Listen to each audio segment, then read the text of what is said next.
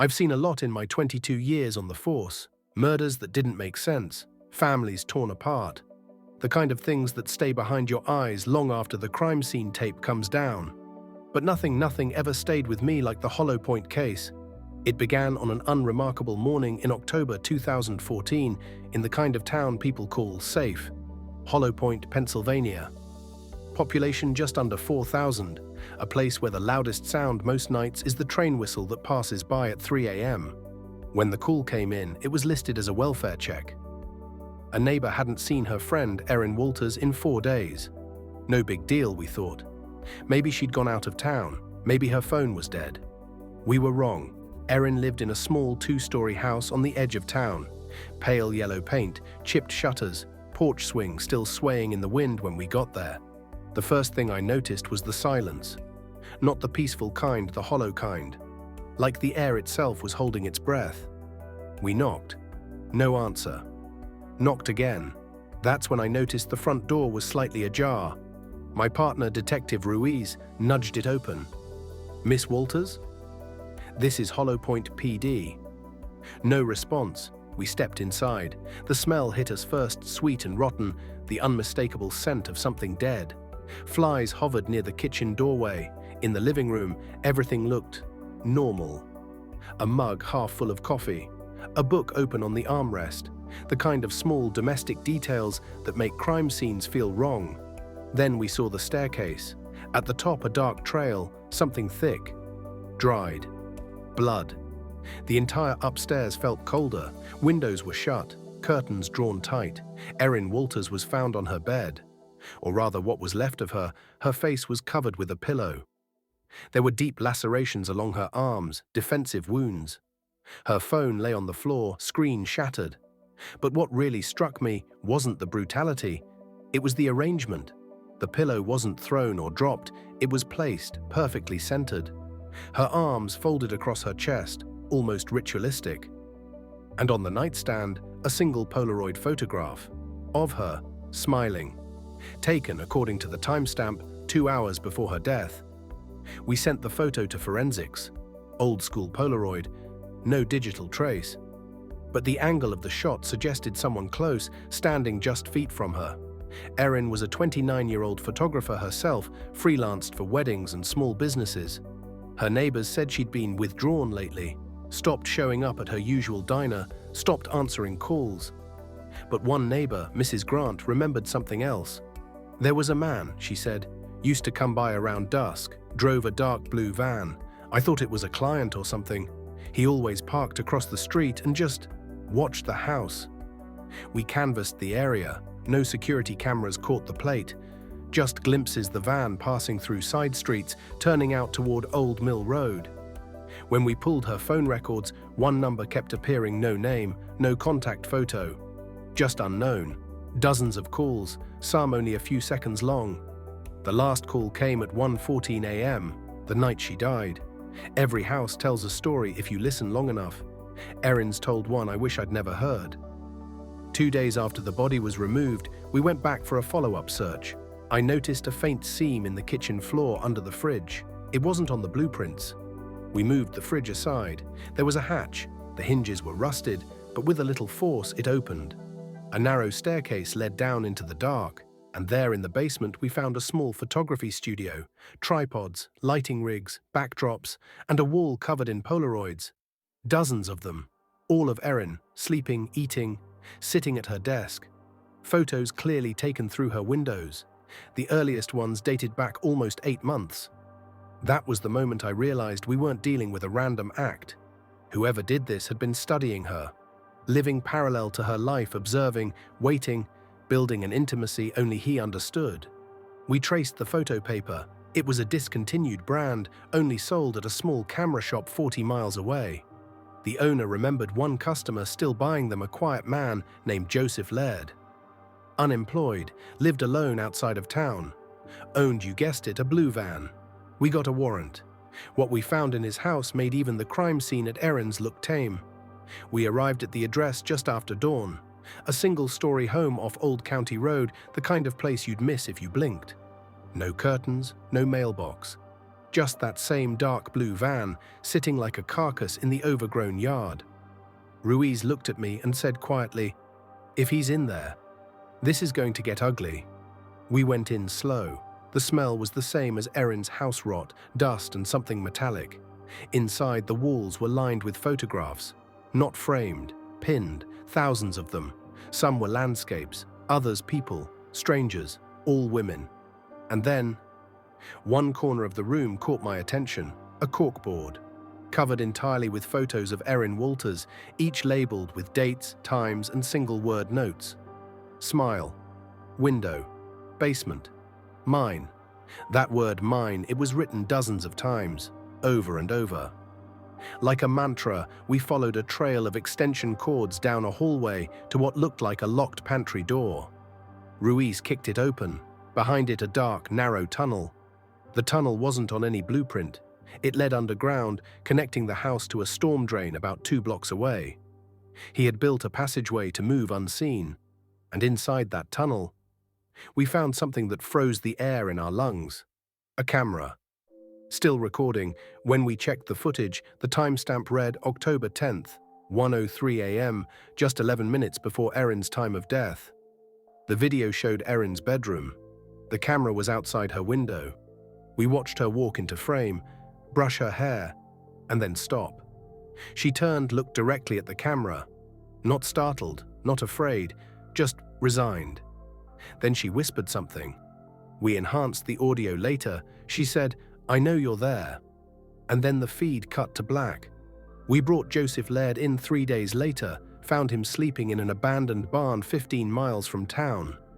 He didn't fight, didn't run, just said, "You finally found me." During interrogation, he was calm. Too calm. I asked him why.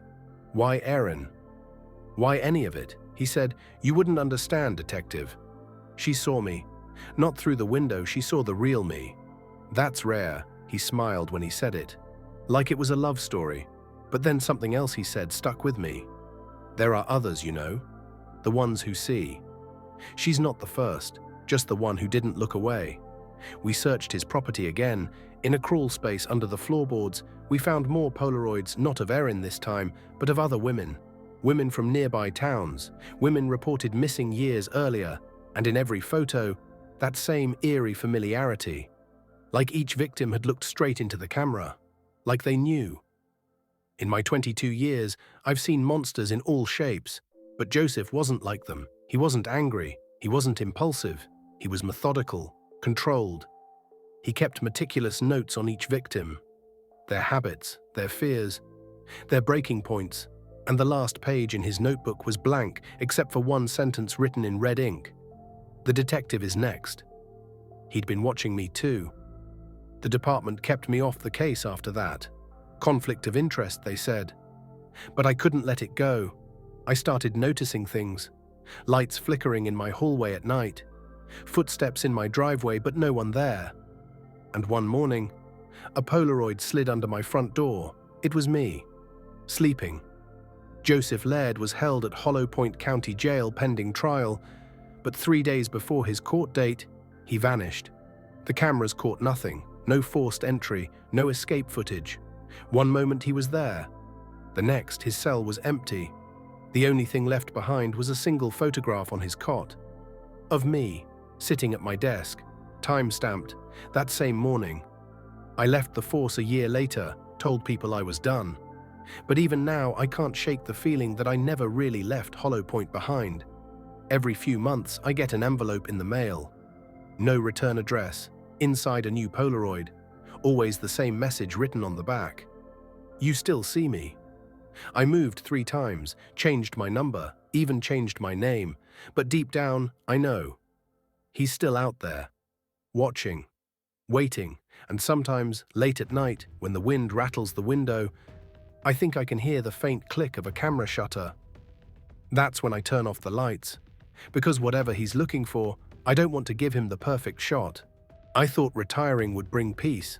I told myself that once I packed away the files, the nightmares would stop. But it doesn't work like that. A case like Hollow Point doesn't end when the evidence box closes. It lingers in the silence between thoughts, in the corners of every mirror. For a while, I tried to pretend I was free of it. I bought a small cabin upstate, near the edge of Lake Wendell. No neighbors for a mile, no streetlights, no camera shutters clicking in the dark. I told myself I needed quiet. What I really needed was distance from the photographs, from the smell of old film, from the way Erin Walters's eyes seemed to follow me even in sleep. I stopped watching the news, stopped answering calls from the department, but one thing I couldn't stop was the habit of noticing small things. A car parked too long on the shoulder, the glint of glass on a distant ridge, the faint hum of electricity when a camera's still warm from use. Old instincts die slower than hope. The first winter at the cabin was mercifully uneventful. I stacked wood, fed the stove, drank coffee strong enough to keep a corpse awake. The nights were longer than I remembered, the kind of long where you start measuring time by heartbeats instead of hours. Then spring came, and with it the letter. No return address, postmarked from Hollow Point. The envelope was clean, pressed flat, almost sterile. Inside was a single sheet of paper, blank except for one line typed neatly in the center. You left the light on. I stared at it for a long time, trying to decide if it was a joke, a mistake, or something worse. There were no fingerprints, no DNA, nothing that would hold up as evidence. But I hadn't told anyone that I left a lamp burning in my study every night. No one could have known unless they were close enough to see. I told myself it was paranoia. That was easier than believing Joseph Laird had found me again, easier than believing he'd never left. I burned the letter in the stove and went to bed. Sleep didn't come. 2 weeks later, another envelope arrived. No stamp this time, hand-delivered. Inside was a photograph, a Polaroid. It was my cabin, taken from the tree line. I was standing on the porch, coffee in hand, staring directly into the lens. The date scribbled underneath, yesterday. I remember dropping the photo, my hands shaking so badly the edges tore. I went outside, circled the property, checked the locks, the windows, every inch of dirt for footprints. Nothing. No tire tracks, no sign of anyone having been there. That's when I realized what terrified me most. It wasn't that he had found me. It was that he'd been here long enough to take the shot and leave without leaving a trace. I contacted the local sheriff, old friend of mine named Briggs. He sent a deputy to do a welfare check, humored me with talk about extra patrols. They found nothing, no van, no cameras, no sign of intrusion. Just the photograph I'd already shown them. Briggs said softly, "Maybe it's someone playing games, Aaron. Internet folks read about your case sometimes. You know how stories spread, maybe. But how would they know about the lamp? That part was never in the reports. Summer arrived heavy and wet, and I tried again to pretend it was over, until I found the second photograph. It was tucked under the windshield wiper of my truck one morning. Same Polaroid format. This time, it was a shot of the lake behind the cabin. Still water, my reflection in it. The handwriting on the bottom said, "Beautiful view, detective." I moved the next week, packed what little I owned into boxes and drove south until the road signs stopped feeling familiar. I rented a small apartment above a hardware store in a town that barely showed up on maps. No forwarding address, no listed number. For months, there was nothing. I started to believe the ghost had stayed behind at the lake. Then came the mirror. It was a cheap thing hung on the bathroom wall by the landlord. I'd seen it 100 times. But one morning, brushing my teeth, I noticed something faint etched into the glass near the bottom corner. Letters. A word, written so small you'd miss it unless the light hit just right. Smile. I smashed the mirror that night, swept the pieces into a box and took them to the dumpster. But in the reflection of one shard, for just a heartbeat, I thought I saw movement behind me. The shadow of a man raising a camera. I didn't look back. You learn, after years of chasing darkness, that fear doesn't live in what you see. It lives in what you think you might see. I kept telling myself that Laird was dead, that the prison transfer records, the coroner's report, everything confirmed it. But I also remember standing over his empty cell, the photograph of me on the cot, and the way the air felt warm, like someone had just been there. Sometimes I wonder if he ever existed at all, or if I built him out of the pieces of every monster I'd met. But then another letter arrives, always when I start to feel safe again. This last one came on the anniversary of Erin Walters' death. Plain envelope, inside a Polaroid. At first, I didn't understand what I was looking at. It was dark, grainy. Then I saw the outline of a man sitting at a desk. Stacks of papers around him, a lamp burning beside his arm. It was me, writing this report. On the back, in the same red ink he'd used years ago, were 3 words. "You still see." I should have felt anger or fear. Instead, there was a strange calm, because in that moment, I realized the case was never about Erin Walters or the other women. It was about the watching, about making sure someone, somewhere, was always aware of him. That's the part people don't understand about men like Joseph Laird. They don't need to be seen by the world. They only need one pair of eyes to witness them, to make them real. And for him, that pair of eyes was mine. I keep the photo locked in a drawer now. Sometimes, late at night, I take it out. I stare at it until my reflection fades into his. And I wonder if he's still out there, camera in hand, waiting for the moment I forget to close the blinds. I moved again last winter, different name, different town, but the mail still finds me. A few days ago, another envelope arrived. No photo this time. Just a single strip of undeveloped film. I haven't decided whether to develop it. Part of me wants to know what's on it. The other part knows that's exactly what he wants. Because the moment I look, the moment I see the story starts again. So I keep it sealed in a drawer beside my bed. Every night, before turning off the light, I catch myself glancing toward the window, half expecting a flash of light, the soft click of a shutter. But the darkness outside stays still, for now. I tell myself that the Hollow Point case is over, that the monster was buried long ago. Then, somewhere in that thin space between waking and sleep, I hear a whisper, faint, close, "You left the light on," and when I open my eyes, the lamp beside my bed is glowing, though I swear I turned it off. They teach you in the academy that every case can be solved if you just collect enough evidence. But they never tell you what to do when the evidence starts collecting you. When the case follows you home, breathes through your walls, watches through the glass. The Hollow Point file sits in the archives now, cold, closed. But sometimes new officers ask about it, why there are no crime scene photos in the official record. I tell them the truth, because the photographer kept them. Then I sign their request forms, nod politely, and go back to my coffee. And when I raise the cup to my lips, I catch my reflection in the window, a small round flash of light blooming across the glass, and I can't tell if it's the sun or the camera.